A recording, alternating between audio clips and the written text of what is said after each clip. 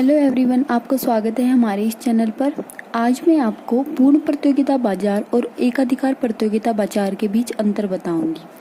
सबसे पहले मैं आपको एक बात बताना चाहूँगी, जब भी आप डिफरेंस का क्वेश्चन आता है तो आपको डिफरेंस कैसे लिखना है, ठीक है। डिफरेंस आपको ऐसे नहीं लिखना कि पैराग्राफ आपने बना दिया और डिफरेंस लिख दिया। बेशक आप फिर कितने भी 6 मार्क्स का क्वेश्चन है, चाहे कितने पेजेस भर लो, लेकिन आपको एग्जामिनर मार्क्स नहीं देगा। सबसे पहले आपको जब भी डिफरेंस लिखना है तो आपको लिखना है अंतर का आधार, मतलब बेसिस ऑफ डिफरेंस, की आप किस बेस पे क्या कर रहे हो, डिफरेंस कर रहे हो।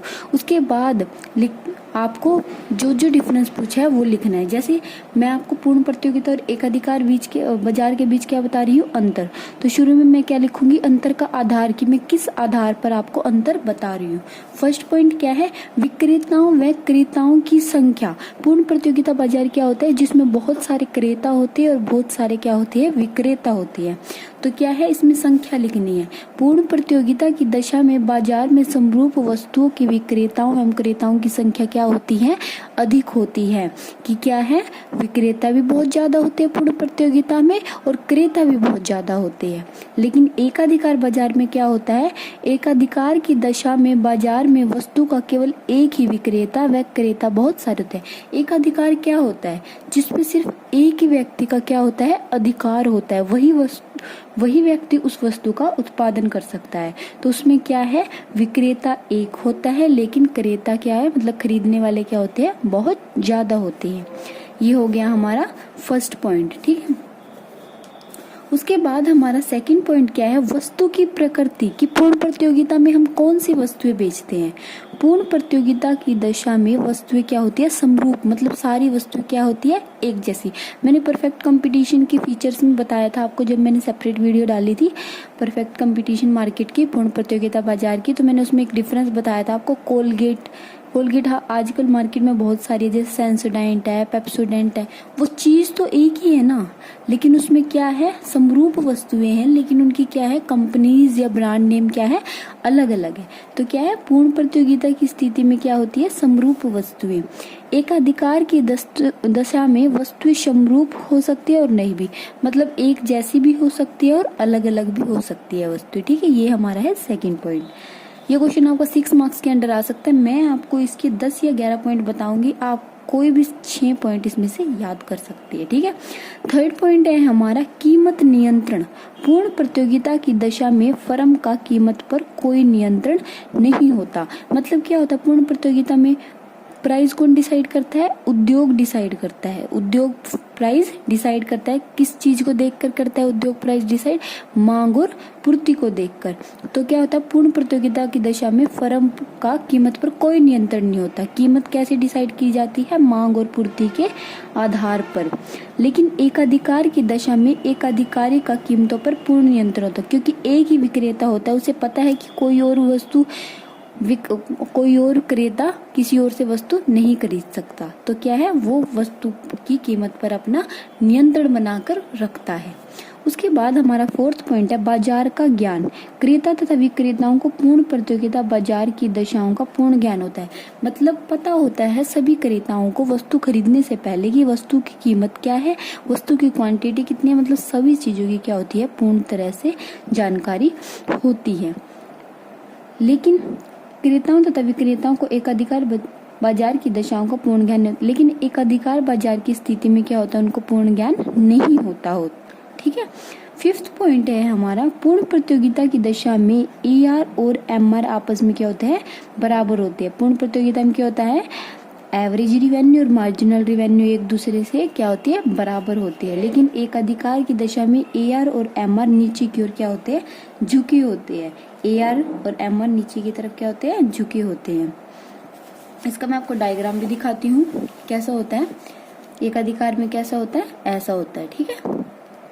उसके बाद हमारा नेक्स्ट पॉइंट है, 6th पॉइंट क्या है हमारा, दीर्घकालीन लाभ। पूर्ण प्रतियोगिता में फर्मों को दीर्घ काल में सामान्य लाभ ही प्राप्त होता है, मतलब लंबे टाइम तक काम करने के बाद उन्हें नॉर्मल ही प्रॉफिट होता है। लेकिन एकाधिकार की स्थिति में फर्मों को दीर्घ काल में, मतलब लॉन्ग टाइम में बहुत ज्यादा लाभ होता है, सुपर नॉर्मल प्रॉफिट उनको मिल जाता है। 7th पॉइंट है हमारा फर्मों का प्रवेश। पूर्ण प्रतियोगिता में नई फर्में बाजार में स्वतंत्र रूप से प्रवेश कर सकती है। मतलब जब चाहे कोई भी विक्रेता बाजार में आकर उत्पादन कर सकता है और जब चाहे उत्पादन को अपने बंद कर सकता है। ठीक है।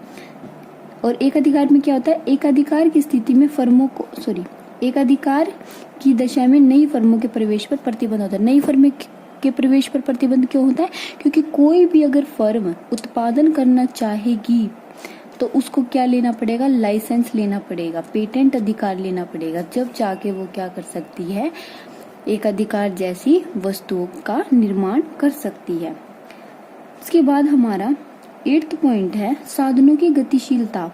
आप स्क्रीनशॉट ले सकते हैं। अगर आपको एग्जाम के लिए ये पूरा क्वेश्चन आपको याद करके रखना है तो आप इसका स्क्रीनशॉट ले सकते हैं। बस मैं आपको ये डिटेल में बता रही हूँ कि क्या क्या होता है इसमें। ठीक है। नेक्स्ट है आपका साधनों की गतिशीलता, मोबिलिटी ऑफ फैक्टम। पूर्ण प्रतियोगिता में उत्पादन के साधन पूर्ण गतिशील होते हैं। मतलब क्या होते हैं, साधन गतिशील होते हैं। और एक अधिकार की दशा में उत्पादन के साधनों में पूर्ण गतिशीलता नहीं पाई जाती, इसमें गतिशीलता नहीं पाई जाती। उसके बाद 9वां पॉइंट है हमारा विक्रय लागतें। विक्रय लागतें क्या होती है, जब हम अपना क्या है सेल को बढ़ाने के लिए जो खर्चा करते हैं विज्ञापन वगैरह पर, तो वो क्या होती है हमारी विक्रय लागतें। तो पूर्ण प्रतियोगिता में वस्तु क्या होती है, समरूप। तो सब चाहते हैं, सभी विक्रेता ये चाहते हैं कि उनकी वस्तु की डिमांड ज्यादा हो, उनकी वस्तुओं को लोग ज्यादा खरीदे। तो वो क्या करते हैं, विज्ञापन वगैरह पर मतलब विक्रय लागतें बहुत ज्यादा करते हैं। आफ्टर सेल सर्विसेज देते हैं, ऑनलाइन सर्विसेज देते हैं। और एक अधिकार की दशा में प्रारंभ में ग्राहकों को अपनी वस्तु और सेवाओं से अवगत कराने के लिए एक अधिकारी को विज्ञापन आदि पर खर्च करना पड़ता है। लेकिन जो एकाधिकार बाजार है उसमें सिर्फ शुरुआत में ही क्या करना पड़ता है, उसको खर्च करना पड़ता है, बाद में उसकी वस्तुओं से सब अवगत हो जाते हैं। उसके बाद 10वां पॉइंट है हमारा व्यावसायिक बाधाएं, बैरियर्स। पूर्ण प्रतियोगिता बाजार में व्यावसायिक बाधाएं नहीं आती, इसमें कोई भी बाधाएं नहीं आती। जब चाहे उत्पादन कर लिया, जब चाहे बंद कर दिया। एकाधिकार बाजार में अपेक्षाकृत व्यावसायिक बाधाएं अधिक हो जाती है। कई बार इसमें व्यावसायिक बाधाएं क्या हो जाती है, ज्यादा हो जाती है। मतलब प्रॉब्लम हमें हो जाती है जब क्रेताओं को प्राइस का पूरी तरह से ज्ञान हो जाता है। 11वां पॉइंट है हमारा उद्योग। पूर्ण प्रतियोगिता की स्थिति में समरूप उत्पादन करने वाली फर्मों के समूह को उद्योग कहते हैं। जब सभी फर्में एक जैसी वस्तु का उत्पादन करें, बहुत सारी फर्में जैसे 10 फर्में एक जैसी वस्तुओं का उत्पादन कर रही है तो उनको हम क्या कहेंगे, उद्योग। एकाधिकार बाजार में केवल एक फर्म होती है, इसलिए उद्योग का प्रश्न ही उत्पन्न नहीं होता। एक ही फर्म होती है, एक ही उत्पादन करती है, वही वस्तु का विक्रय करती है, तो इसमें उद्योग नहीं होता।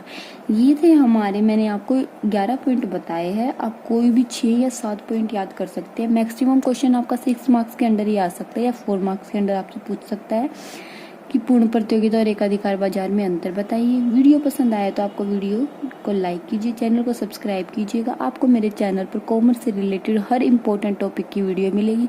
अगर आप चाहते हैं या कोई इंपॉर्टेंट टॉपिक आप समझना चाहते हैं तो मुझसे कमेंट बॉक्स में कमेंट करें। Thank you for watching my video.